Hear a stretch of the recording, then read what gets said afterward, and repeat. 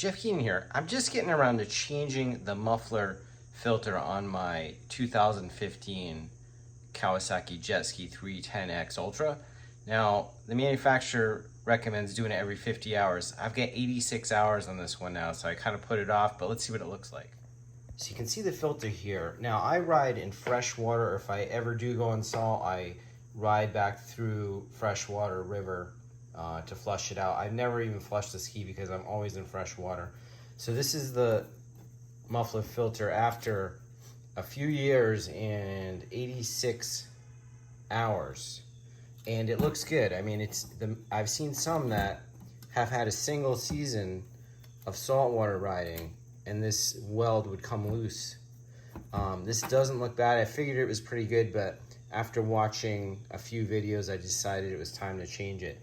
This is the new one here. The only issue, when you take this old one out, make sure you get the back gasket because it was stuck to the exhaust manifold. Make sure you get that off and don't put double gaskets, and make sure to align the gaskets properly with the R facing backward like that, so both the same way. And then the green mark is going to be over on your right as you're reassembling it. Now this was pretty easy to do. I did have to loosen up the bolts on the manifold and on the exhaust filter housing. I took the catch can out, but I just left the hoses on. I didn't have to even loosen the lower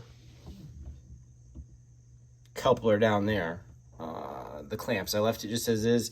I just slid the manifold up a couple inches, being careful not to scratch the valve cover or hit any of the spark plugs. So I was able to get the new exhaust filter in there, got all the bolts torqued back up, and I didn't actually have to remove the bands down at the bottom. All I had to do is take the catch can out, left the manifold right in here. I torqued the manifold back on first, then the bolts for the water muffler over here. It still looks pretty good in here after several seasons riding in fresh water. The only corrosion of any type is like on the back of the intercooler here, but I cleaned that off and everything else looks really nice in here still. There we go, I got it all buttoned up. So there is what the muffler filter looks like after 86 hours in fresh water. So your miles will vary. Probably should replace it at 50 hours if you're riding in salt, and maybe you can get a little bit more, but it was way easier to replace than I thought, so don't be afraid to do it. Just follow the directions.